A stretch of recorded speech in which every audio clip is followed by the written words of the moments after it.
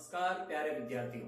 आज भौतिक शास्त्र का एक प्रश्न गोली दर्पण से संबंधित कुछ शब्दावली और विभिन्न मॉडल के द्वारा हम देखेंगे, समझेंगे और विभिन्न परिभाषाओं को हम परिभाषित करेंगे तथा उसका मॉडल भी हम देखेंगे। यदि आप हमारे चैनल पर पहली बार आए हैं तो चैनल को सब्सक्राइब करना ना भूलें। अगर आपको वीडियो पसंद आए तो लाइक करें, शेयर करें और अपने दोस्तों को जरूर बताएं। आइए हम देखते हैं कि गोली दर्पण कौन कौन से होते हैं, किस प्रकार से बनते हैं और उनकी पारिभाषिक शब्दावलियां कौन कौन सी है, उस पर हम बात करते हैं। आइए हम देखते हैं दर्पण बनता कैसे है। दर्पण, गोली दर्पण जो होता है वो एक पूरा गोला जो होता है, खोखला गोला, उससे काटकर हम एक हिस्सा अलग करते हैं, उससे ये गोली दर्पण बनते हैं। फॉर एग्जाम्पल अपन समझे कि ये जैसे मान लो हमने एक बहुत बड़ा खोखला गोला था हमारे पास, इस खोखले गोले को इस तरह से काट दिया हमने, एक पार्ट से इसका काट दिया, तो ये जो हिस्सा हमें मिला है इस हिस्से से हमें दर्पण प्राप्त होगा। अब ये दर्पण जो है ये दो प्रकार के होंगे, एक होगा उत्तल दर्पण, एक अवतल दर्पण। गोली दर्पणों में उत्तल दर्पण और अवतल दर्पण। यदि इस भाग में यदि इस तरफ पॉलिश कर दी जाए, ये साइड हम पॉलिश कर दें और यहां से यानी परावर्तक तल ये है, यानी अंदर की तरफ ये झुका हुआ जो तल है ये परावर्तक तल है, तो ये होगा अवतल दर्पण। ये दर्पण कौन सा हुआ? अवतल दर्पण। इसका उल्टा, यदि इस साइड पॉलिश कर दें पर और परावर्तक सतह ये है, तो ये उठा हुआ हिस्सा है पूरा इसका सामने का, तो ये उत्तल दर्पण हो जाएगा। इसको और समझने के लिए हम, ये बॉल है, यानी इसको हम काल्पनिक रूप से हम ये कहना चाहते हैं जैसे कांच का गोला है, ये खोखला गोला है, उसमें से हमने एक भाग को इस तरह से काटा। अब यहाँ पर पारिभाषिक शब्दावली की भी हम सारी बात करेंगे। ये काटने के बाद ये एक हिस्सा हमारा अलग हो गया है। ये इस एक हिस्से में हम जो परिभाषाओं की बात कर रहे हैं, माना कि इधर पॉलिश कर दी हमने तो ये अवतल दर्पण हो गया, इधर पॉलिश कर दी तो ये उत्तल दर्पण हो गया। अब इसका जो सेंटर पॉइंट है, बिल्कुल मध्य बिंदु, इस जो हमारा हिस्सा हमारे पास आया इसका मध्य बिंदु वो कहलाएगा आपका ध्रुव पोल P। इसका जो सेंटर पॉइंट है वो कहलाएगा ध्रुव P, जिसको हम पोल कहते हैं। एक और चीज हम जो कह रहे हैं, ये जो पूरी बॉल थी, इस बॉल का कोई ना कोई सेंटर पॉइंट रहा होगा, मध्य बिंदु। उस मध्य बिंदु को हम बोलते हैं वक्रता से। ये जो हमने एक पॉइंट बनाया, यहां से लगाकर वहां तक की दूरी, ये गोले से, जिस गोले से हमने इसको काट के निकाला है उसका सेंटर पॉइंट से ध्रुव P की दूरी, ये कहलाएगी वक्रता त्रिज्या। यदि ये सेंटर पॉइंट हमको मिल गया, वक्रता त्रिज्या को हम जो डिनोट करते हैं R से डिनोट करते हैं। ये जो पॉइंट बनेगा ये R हो गया और ये पॉइंट हो गया P, और R से P की दूरी ये हो जाएगी इसकी वक्रता त्रिज्या। अब बात करते हैं वक्रता केंद्र, यानी ये जो सेंटर पॉइंट था ये वक्रता केंद्र हो गया आपका C। प्रिंसिपल एक्सिस क्या होगी? मुख्य अक्ष। ये जो ध्रुव P है बिल्कुल सेंटर पॉइंट और ये वक्रता केंद्र जो था, इसको मिलाने वाली बिल्कुल सीधी काल्पनिक रेखा को हम बोलते हैं प्रिंसिपल एक्सिस, यानी मुख्य अक्ष। दर्पण का द्वारक क्या होता है?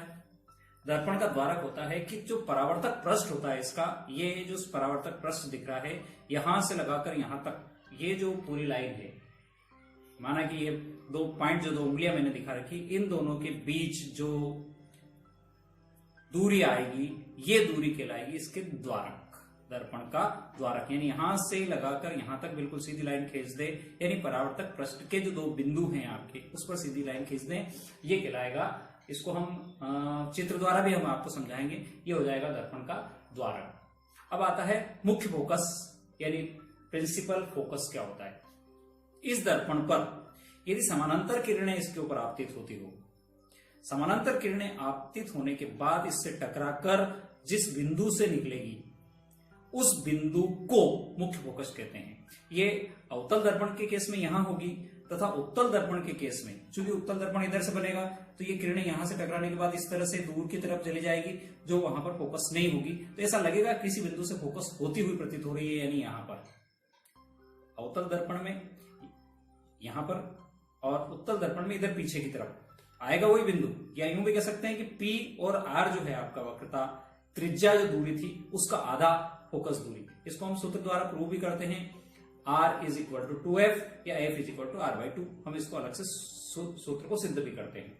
फोकस दूरी क्या होती है? इस ध्रुव P से उस F बिंदु की दूरी जो हमने डिफाइन किया जिसको फोकस दूरी को, यह दूरी कहलाएगी आपकी फोकस दूरी। तो ये हमने महत्वपूर्ण शब्दों की बात करी। इसको हम घरेलू उपकरण से की सहायता से भी समझ सकते हैं।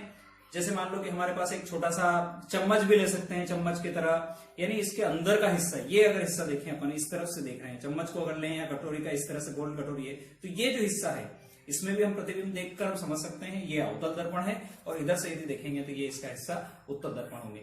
आगे हम इस पर बात करेंगे कि उत्तल दर्पण के उपयोग क्या है और अवतल दर्पण के उपयोग क्या है। आइए हम चित्र द्वारा इसको समझने का प्रयास करते हैं। हमने कहा था ना कि एक बहुत बड़ी खोखला गोला है, ये खोखला गोला हमने लिया। इस खोखले गोले से हमने यहां से एक हिस्सा काट दिया और यहां से एक हिस्सा काट दिया, यहाँ के हिस्से को काट के यहां रख दिया, यहाँ के हिस्से को काट कर यहां रख दिया। देखिए वही चीजें हो रही है। यदि इसके इस तरफ पॉलिश कर दी जाए, हमने कहा था ना इसको उदाहरण से इधर पॉलिश है, तो ये वाला हिस्सा इसका परावर्तक पृष्ठ होगा और ये होगा आपका अवतल दर्पण। इसी प्रकार से हम यहाँ आ जाए, यहाँ हमने कहा था कि वही काट के यहाँ लाए हैं, पॉलिश इस तरफ की है, तो ये जो हिस्सा है हमारा ये है उत्तल दर्पण। ये उत्तल दर्पण आ गया। जो इस गोले का जो सेंटर पॉइंट था, बिल्कुल मध्य बिंदु, गोले का जो बिल्कुल मध्य बिंदु था, वो आपका है C, वक्रता केंद्र इसको बोलते हैं। और इस P को, यानी ध्रुव जिसको हम कह रहे हैं, यानी इस पर हमने जो सेंटर पॉइंट, परावर्तक पृष्ठ का मध्य बिंदु ध्रुव P, पोल कहलाएगा ये। इस पोल P से वक्रता केंद्र C की दूरी को R से डिनोट करते हैं और ये है वक्रता त्रिज्या। एक और बात हमने जो करी थी, यहां पर यदि देखें तो इसका फोकस बिंदु इस तरफ आएगा और इस अवतल दर्पण में इस तरह आएगा। एक चित्र द्वारा हम इसको फिर से समझने का प्रयास करेंगे। तो यहां पर हमने ये जो दूरी यहां से यहां तक ली थी, ये अंदर के P से C तक की दूरी, ये है वक्रता त्रिज्या और इस बिंदु को कहते हैं पर वक्रता केंद्र। ध्रुव P हो गया। ये जो एक काल्पनिक लाइन हमने खींची है, ध्रुव P वक्रता केंद्र C को मिलाने वाली एक काल्पनिक सीधी रेखा, ये कहलाएगी आपकी मुख्य अक्ष, प्रिंसिपल एक्सिस। अब दर्पण के द्वारक की बात करी थी हमने, परावर्तक पृष्ठ के दोनों बिंदु A और B को मिलाने वाली एक लाइन खींचने, ये जो जगह होगी ये जगह कहलाएगी दर्पण का द्वारक। अब बात करी थी हमने फोकस बिंदु की।